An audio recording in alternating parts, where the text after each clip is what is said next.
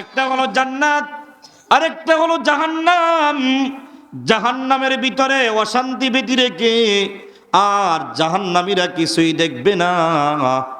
জাহান্নামীরা যেই দিকে দৌড়াবে সেই দিকে আগুন দেখতে পাবে, যেই দিকে তাকাবে সাপ বিচ্ছুর গর্জনের আওয়াজ শুনতে পাবে। জংলায় গেলে বন্দর ওই সুন্দরবন যান, সেখানে ঢুকলে যেই দিকে ঢুকবেন সেই দিকে কিচকিচি আওয়াজ। কথা বলেন ঠিক কিনা? আজ থেকে দেশ অঞ্চলের বাড়ি গদ্দুলাতে পাকপাকালির কিচিমিচির আওয়াজ। জাহান্নামীরা যেই দিকে দৌড়াবে শুধু সাপ বিচ্ছুর গর্জন শুনতে পাবে, জাহান্নামের আগুনের ঢেউ দেখতে পাবে। জাহান্নামের ভিতরে অশান্তি বেঁধে রেখে শান্তি নামীয় কোনো বস্তু নাই। অনুরূপভাবে জান্নাতীরা যখন জান্নাতের মধ্যে ঢুকবে, জান্নাতের ভিতরে শান্তি নামীয় বস্তু ছাড়া অশান্তি বস্তু বলতে কিছু নাই। আল্লাহু আকবার। জান্নাতীরা যেই দিকে দৌড়াবে সেই দিকে ফল ফলাদি দেখতে পাবে, যেই দিকে চোখের দৃষ্টি দিবে হুরে গেলমান দেখতে পাবে।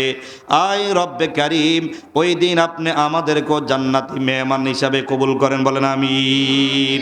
দুই হাত উঁচু করেন, সবাই করেন, একটা কাশি দেন, জোরে মারেন, হ্যাঁ, নাড়াচাড়া দেন, সর্বোচ্চ শক্তি দিয়ে একটা তকবীর দেন।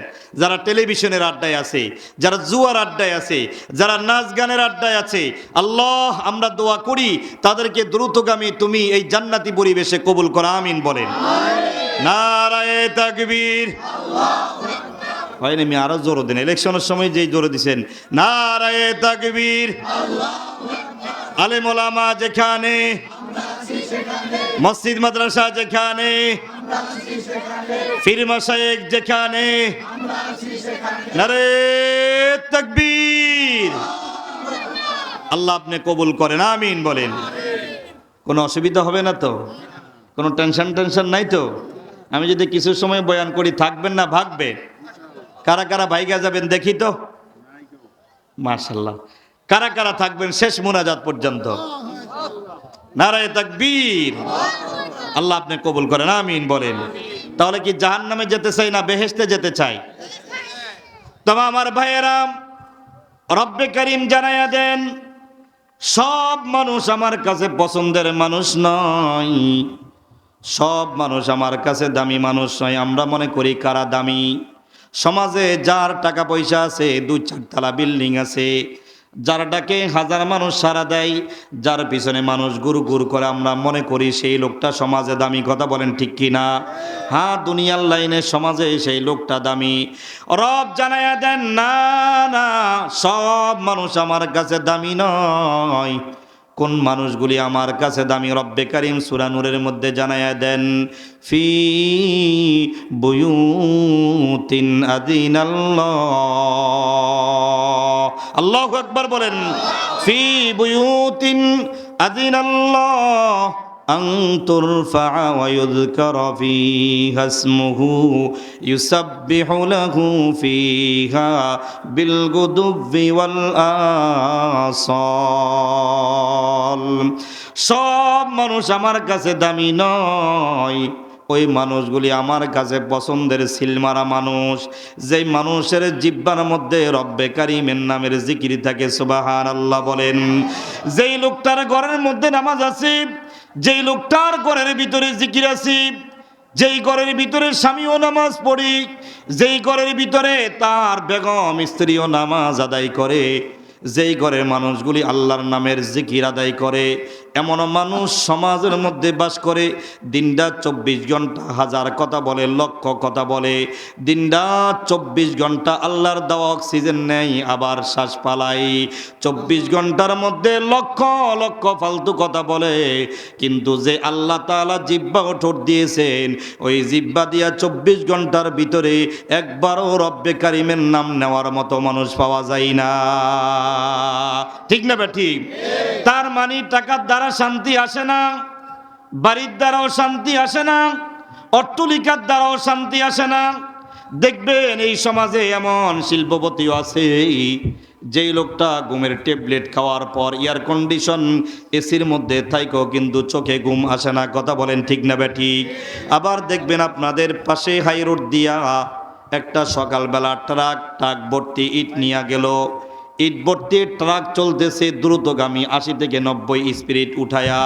হেল্পার দেখবেন তার ওই ইটের নিচে বিছানা নাই, তোষক নাই, অনেকগুলি ইটকে পিঠের নিচে দিয়া, দুই একটা ইটকে মাথার নিচে দিয়া বালিশ বানায়া ড্রাইভার 100 ভাগে ট্রাক টানে ইট ভর্তি করে। দেখবেন মাঝে মধ্যে হেল্পার ইটকে পিঠের নিচে দিয়া মাথার নিচে ইটকে বালিশ বানায়া নাক টেনে টেনে ঘুমাই। ঠিক না বা ঠিক? গুলশান বনানী ধানমন্ডি এলাকায় যান, স্বামীর আলাদা গাড়ি, বিবির আলাদা গাড়ি, মেয়ের আলাদা গাড়ি, সন্তানের আলাদা গাড়ি। শুধু গাড়ি নয়, মাসকে মাস আপডেট করে, গাড়ি পরিবর্তন করে। এক মাসে নতুন গাড়ি মার্কেটে আসছে, এটা বিক্রি করে আরেকটা কিনে। কথা বলেন ঠিক কিনা? দুঃখজনক হলো এক বিল্ডিংয়ের ভিতরে স্বামী থাকে 7 তলায়, একই বিল্ডিংয়ের মধ্যে বেগম থাকে 3 তলায়। ঘটনা কি? 3 মাস পর্যন্ত স্বামীর সাথে স্ত্রীর কোনো কানেক্ট নাই, কোনো সম্পর্ক নাই। স্ত্রী স্বামীকে দেখে না, স্বামী তার বেগমকে দেখে না। অথচ ইমাম সাহেবের কাছে গিয়া বলে, ইমাম সাহেব, একই বিল্ডিংয়ের মধ্যে থাকি, আমি থাকি 7 তলায়, আমার বেগম থাকে 3 তলায়। 3 মাস হয়ে গেল, বেগমের সাথে আমার কোনো দেখা সাক্ষাৎ নাই, বেগম আমার কাছে আসে না, আমিও বেগমের কাছে যাই না। ইমাম সাহেব নাম্বারটা নিয়ে ফোন দিলেন, আপনি কি অমুক স্যারের বেগম কিনা, ম্যাডাম কিনা? বলা হয় স্ত্রী। বলে আপনারা কয়জন, কোথায় থাকেন? 2 জনে মিলে। বলে কি বিল্ডিংয়ে বাস করি? আপনি কয় তলায়? বলে আমি 3 তলায়, আমার স্বামী হলো 7 তলায়, অথবা আমি 7 তলায়, স্বামী 3 তলায়। তাহলে কারণ কি? 3 মাস হয়ে গেল স্বামী আপনাকে দেখে না, আপনিও স্বামীর কাছে যান না, অথচ 7 তলা বিল্ডিংয়ের মধ্যে বাস করেন, কোনো জিনিসের অভাবও নাই।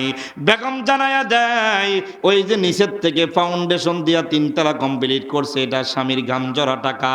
3 তলার থেকে 7ম তলা পর্যন্ত আমার বাবার বাড়ির থেকে আনার টাকা দিয়া বিল্ডিং বানাইছি।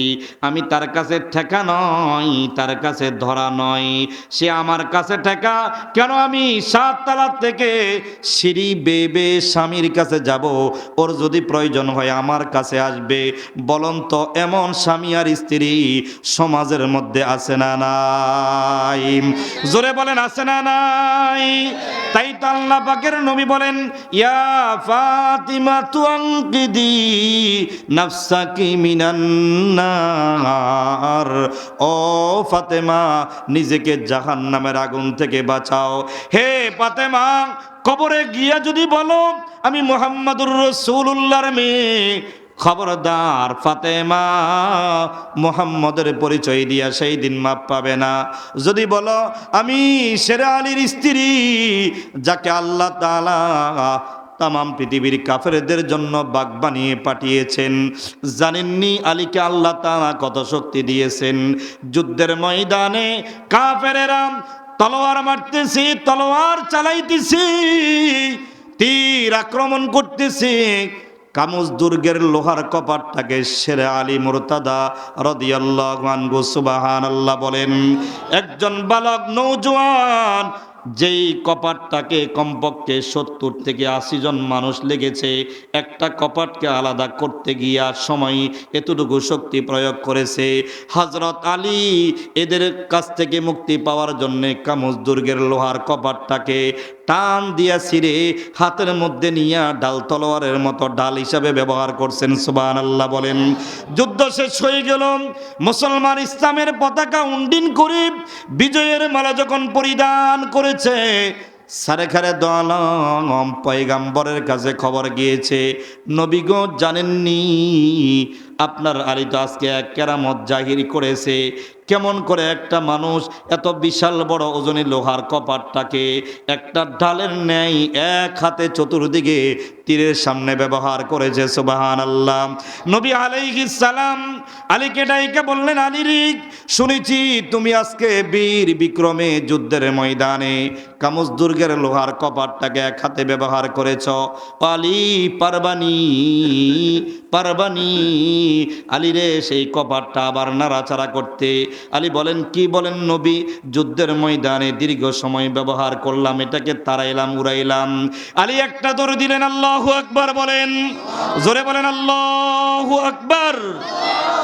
হযরত আলী দৌড় দিয়া দৌড়লেন, হাত দিয়ে